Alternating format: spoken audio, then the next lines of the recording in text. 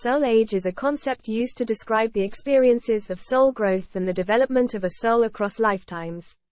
Unlike physical age, soul age is not determined based on time, or how many incarnations your soul has had into the physical. Soul age is a highly personal description and way of tracking growth. It simply refers to how far your soul has progressed on the path of growth and soul development. With increased soul wisdom comes advancement in soul age. This is why the number of lifetimes you have can be far more than the number of levels in any soul age. No soul age is better, worse, ahead or behind of any other. Rather, the pace at which a soul moves through the levels is something decided long before incarnations begin. Some souls move through the ages quickly and others like to take their time in order to experience as much depth and learning at a certain level as possible. After the soul has made its way through all of the levels in every soul age, a new cycle begins on the spiritual plane. The soul's learning continues, but not through physical incarnations, but in the realms of spirit. Soul age isn't a reflection of how many lives you've lived. It's more a reflection of how you've grown from the experiences you've had during your lives. Remember also that no spirit is more advanced than another.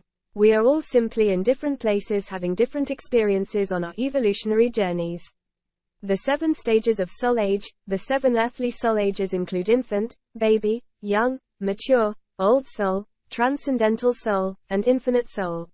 Each of these soul ages has 7 levels. Most souls on earth at this time are somewhere between infant and mature.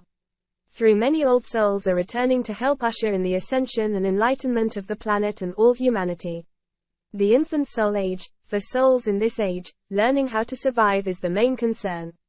When you first begin the spiritual journey in human form, there is a great deal of fear to overcome. Many who are born in primitive conditions are infant souls. These often short lifetimes look, from the outside, to be difficult and undesirable as there are a number of obstacles and challenges to continuously overcome. Ethics and morality are not a main concern while seeking pleasure and avoiding pain are paramount. What is great about infant souls is that because they are so new to the human experience, they are often more connected with spirit and nature than other people.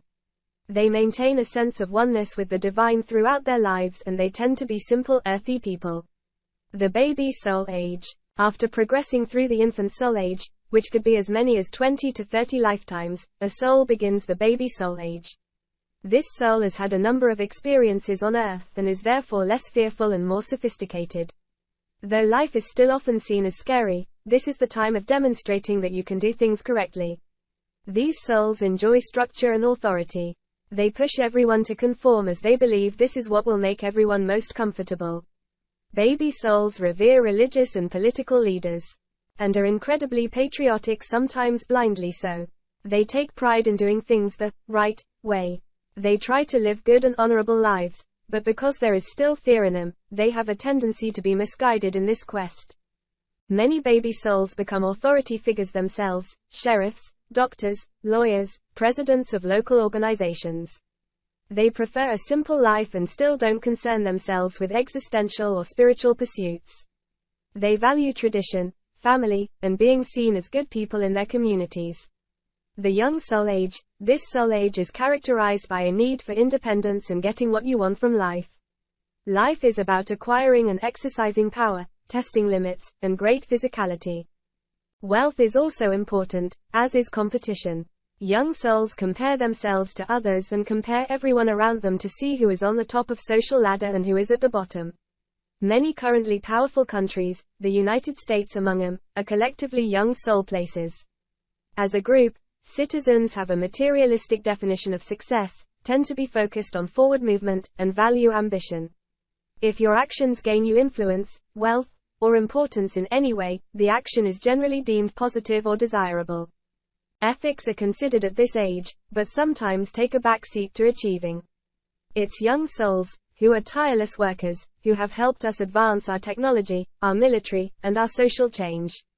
The downside is that the consequences of these advances are not fully considered and are seen as unimportant in the face of advancement. The desired human experience of this soul age is simply more experience. As much experience as possible, always seeking more and better, a defining characteristic of young souls.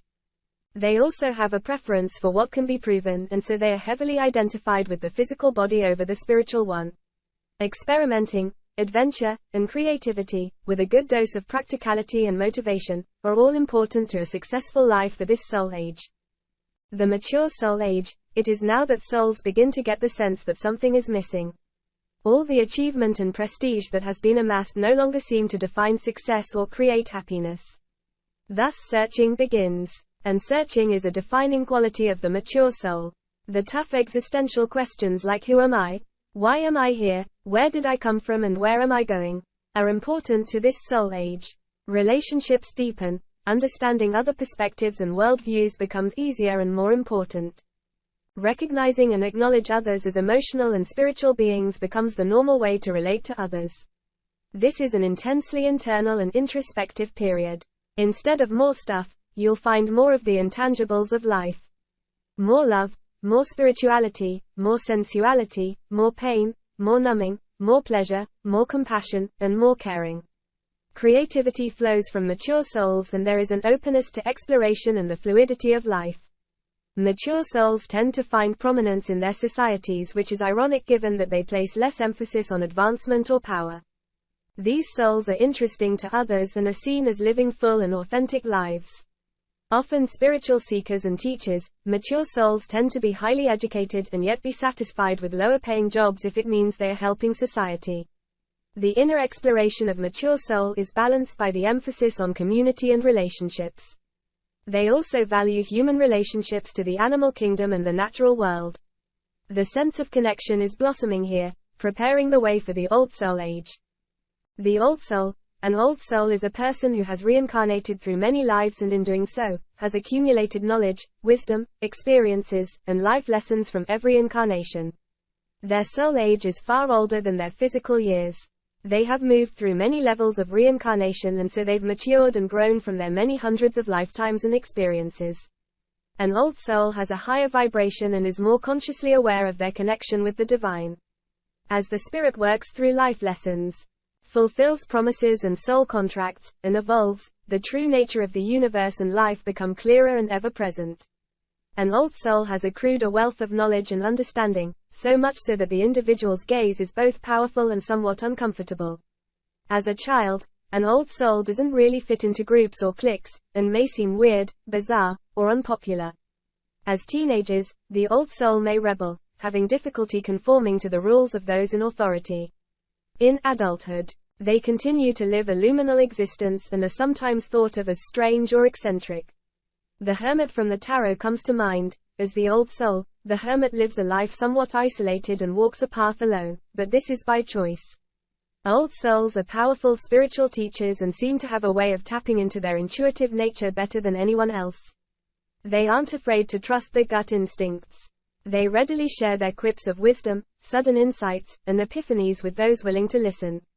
The transcendental soul. Transcendental souls are those highly advanced and awakened souls who have returned to the planet with a mission to accelerate ascension and enlightenment. The transcendental soul has mastered the path of awakening and lives in an enlightened and fully conscious state of oneness. They've ascended, but now step back into the physical to serve and enlighten all. Due to the harsh climate of Earth, they may slip out of their fully awakened state occasionally.